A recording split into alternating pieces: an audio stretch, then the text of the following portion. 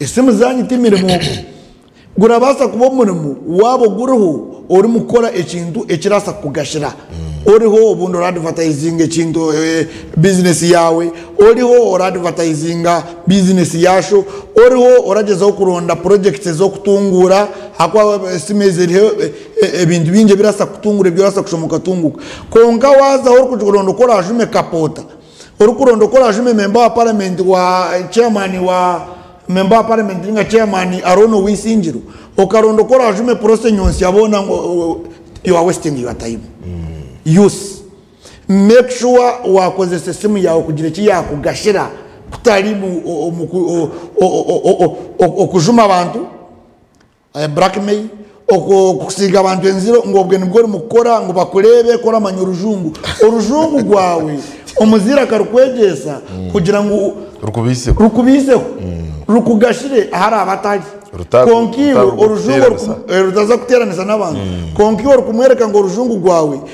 orarukozesa kujuma abantu orarukozesa kushisha abantu orarukozesa kusiga abantu enziro. That's not the way to do. Mwije mu politics konko muzo mu politics zira abagashire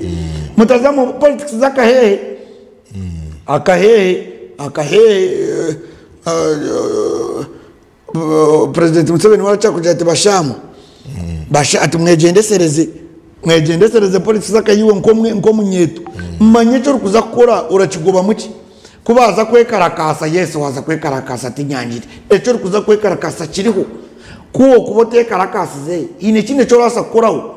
korora reba ngo ubundi ine cishobire mu ihanga tino korasa tyaro izindi approaches ninga strategies okorasa kurango wa torabira mu bebembezi torabira mu as appropriate channels okarango ebyo twabimara obwoza mu kwekarakasa owasi bahingire wo ryamushanga nkahe owasi bari mu kijungu arashubura wo ryamushanga nkahe owasi bari ha business yishara yamba yishi wo ryamushanga nkahe mu planning ebira abatwara mission keminyeto mu rugo mu politics zakahehe na wa yesimba yine kigenderego abandi baracha kwesimba kanye simbe na Thomas Tayebwa bamanye bakumanye ugashibwe umuntu bushigazo witajati byonye na Nyesimbe na Thomas Tayebwa ubwari deputy speaker bandebi hati imbere ndabubuza nk'ikiro bakureba iwe kigashireki kuramanya ngo because ko Thomas Tayebwa abantu baramukunda mu Western Uganda yo nubu kuribura muri kurara nubo woje kurara ko nubo kurebara ko ndio kurara reka kwesimba abwa kahehe reka kuzo mu politics abwa kahehe yemanye